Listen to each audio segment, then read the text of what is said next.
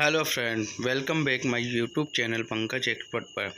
SSC Delhi police constable भर्ती का form कैसे भरें और कहां से भरें बताते हैं हम कैसे भरते हैं। उससे पहले हम जान लेते हैं कि इसमें कितनी टोटल पोस्टें हैं जिस पे अपन भर सकते हैं।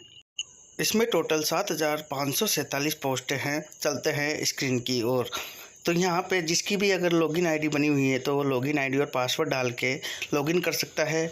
और अगर लॉगिन आईडी नहीं बनी हुई है तो रजिस्ट्रेशन पर नीचे दिखा हुआ है लिंक, रजिस्ट्रेशन पर क्लिक करते हैं। रजिस्ट्रेशन पर क्लिक करने के बाद में आधार कार्ड नंबर पर यस करके कैंडिडेट का आधार नंबर लगाते हैं।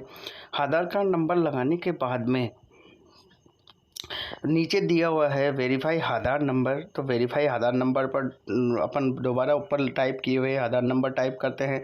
उसके बाद में नाम डाल देते हैं कैंडिडेट का नाम डालने के बाद में नीचे दिया हुआ है वेरीफाई नेम। वेरीफाई नेम जो ऊपर नाम डाला हुआ है वही नाम अपन नीचे डाल देते हैं। नेम हो तो यस करके उस पर क्लिक करके नाम टाइप कर देते हैं। अगर नहीं हो तो नहीं पे क्लिक करके नीचे आगे बढ़ जाते हैं। फादर्स नेम पे अपन फादर नेम डाल देते हैं कैंडिडेट के हैं। फादर नेम डालने के बाद में वेरीफाई फादर नेम, वेरीफाई में उसमें फादर नेम डाल देते हैं। उसके बाद में जस्ट आता है मदर्स नेम डाल देते हैं। वेरीफाई मदर्स नेम डाल देते हैं।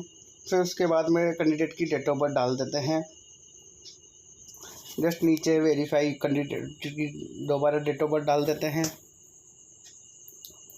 डेट ऑफ बर्थ डालने के बाद में है नीचे ऑप्शन आता है अपने पास में 10th की मार्कशीट का। 10th की मार्कशीट की जो जिस भी बोर्ड से अपन ने 10th पास की हो उस बोर्ड का सिलेक्ट कर लेते हैं। उसके बाद में रोल नंबर डाल देते हैं। 10th के पासिंग ईयर जो भी की हुई है अपन को वो डाल देनी होती है। अपन को 2 बार वेरीफाई करवाता है ये फॉर्म, तो 2 बार कर लेते हैं। उसके बाद में जेंडर डाल देते हैं।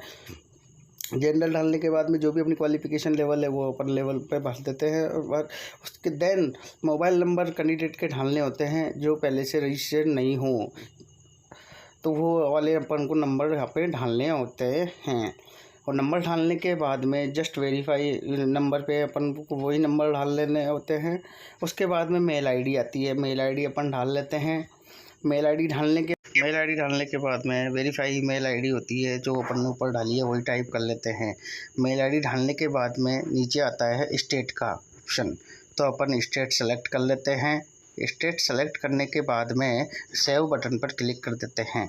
सेव बटन पर क्लिक करने के बाद में अपने मोबाइल नंबर, कॉन्टैक्ट नंबर और मेल आईडी में वेरीफाई कर लेनी होती है। उसके बाद में अपने रजिस्ट्रेशन नंबर अपने मोबाइल पर ओटीपी के जरिए पहुंच जाते हैं मेल आईडी। और जो अपने पास में मैसेज के जरिए यूज़र आईडी और पासवर्ड आते हैं वो अपन को लॉगिन आईडी में डाल के कैप्चर कोड डाल के लॉगिन कर लेना होता है। लॉगिन करने के बाद में अपने पास में जस्ट इस प्रकार की टैब ओपन होती है।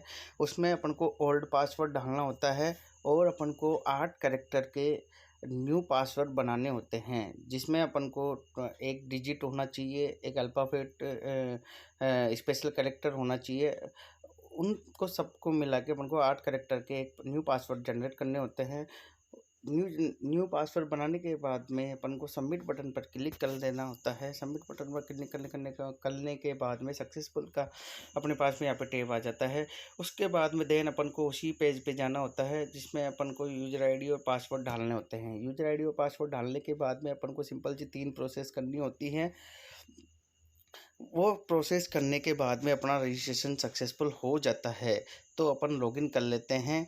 लॉगिन करने के बाद में जस्ट अपने पास में इस प्रकार से अपने पास टैब खुलती है जिसमें अपना जो रजिस्ट्रेशन किया है वो अपन ने मेन मोबाइल आधार नंबर डाले हैं, नाम डाला है, पापा का नाम, मम्मी का नाम, डेट ऑफ बर्थ, जेंडर, वो सब अपन को नेक्स्ट कर देना होता है जो कि पहले की होती है। इसके बाद में अपने पास कैटेगरी होती है general, EWS, OBC, ST, SC, जो भी कैटेगरी में आते हैं वो कैटेगरी सेलेक्ट कर लेनी होती है।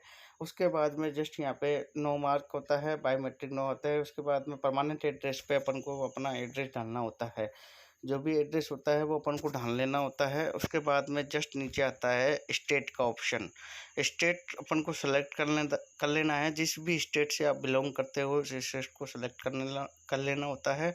उसके बाद में डिस्ट्रिक्ट सेलेक्ट करनी होती है अपन को। जो भी डिस्ट्रिक्ट आपको लगती है वो डिस्ट्रिक्ट अपन को सेलेक्ट कर लेनी होती है। जो भी अपना पिन कोड एरिया, जो भी अपने एरिया का पिन कोड है वो लगा लेना होता है। उसके बाद में परमानेंट एड्रेस पे सेव बटन पर क्लिक कर देते हैं। इस प्रकार अपना रजिस्ट्रेशन कंप्लीट हो जाता है। फिर अपन वही पेज पे लॉगिन पेज पर जाकर यूज़र आईडी पासवर्ड डाल देते हैं और कैप्चर कोड डाल के लॉगिन करते हैं। लॉगिन करने के बाद में अपने पास में इस प्रकार की टैब खुल जाती है, जिसमें अपन को दिल्ली पुलिस कांस्टेबल भर्ती 2023 का आवेदन करना होता है। नीचे दिया हुआ है अप्लाई ऑप्शन पर क्लिक करते हैं। अप्लाई पर क्लिक करने के नेक्स्ट टैब खुलती है। उसमें अपना नाम और father name, mother's name, DOB, gender, category, Indian citizen, mole mark जो भी अपन ने भरा हुआ है पहले से ऑलरेडी वो आया हुआ होता है। उसके बाद में होता है यहाँ पे अपने whether department of candidate Delhi police, तो वहाँ पे अपन को नो करना होता है। उसके बाद में जस्ट आता है whether son daughter of serving relative. अगर कोई भी आपका रिलेटिव है वो काम कर रहा है दिल्ली पुलिस में, तो अगर अदर MTS में कर रहा है, SSC में, तो नो करना, यस करना है, नहीं ना करना है। उसके बाद में होता है अपने बाद में वेदर एज इलेक्शन, अगर आपकी एज है तो नो करनी है, अगर नहीं है तो यस करनी है। उसके बाद में यहाँ पे नो करना होता है। उसके बाद में अपने पास यहाँ आ जाता है हाईएस्ट क्वालिफिकेशन। हाईएस्ट क्वालिफिकेशन पे अपन को जो भी अपनी क्वालिफिकेशन लेवल होता है वो भरना होता है। उसके बाद में यहाँ पे 12th लेवल की है तो 12th सेलेक्ट करके यहाँ पे 12th की अपन को डिटेल भर लेनी होती है। यहाँ पे रोल नंबर और सन परसेंटेज बननी होती है। एड्रेस आ जाता है, एड्रेस अपना पहले का है वो आता है। उसके बाद में अपन को फ़ोटो अपलोड करनी होती है जो भी अपना क्राइटेरिया होता है उसके अंदर। फिर उसके अंदर होता है वेदर फोटोग्राफ, जून के महीने जो भी होता है उसके अंदर यस कर लेना होता है। उसके बाद में आई एग्री पर क्लिक करके कैप्चर कोड डाल के प्रीव्यू पर क्लिक कर देते हैं। प्रीव्यू पर क्लिक करने के बाद में है अपने पास में प्रीव्यू पेज आ जाता है, जिसमें अपने को अपने डिटेल कंफर्मेशन कर लेनी होती है और अपनी फ़ोटो देख लेनी होती है। जो भी अपन ने सेंटर भरा है वो देख लेना होता है। उसके बाद में जस्ट अपन को सबमिट बटन पर क्लिक कर देना होता है। सबमिट बटन पर क्लिक करने के बाद में अपन को पेमेंट काटना होता है। पेमेंट के लिए यस पर क्लिक करके ऑनलाइन पर क्लिक करके सबमिट कर देना होता है, जिसमें अपन को 100 रुपये का चालान काटना होता है।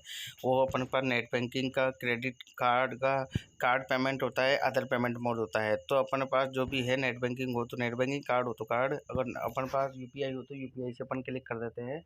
और UPI पे UPI ID अपन को डाल लेनी होती है। यहाँ पे UPI ID डालने के बाद में अपन को कंफर्मेशन बटन पर क्लिक करना होता है। कंफर्म बटन पर क्लिक करने के बाद में अपने पास मोबाइल पर नोटिफिकेशन आ जाता है, जिससे अपन पेमेंट काट देते हैं।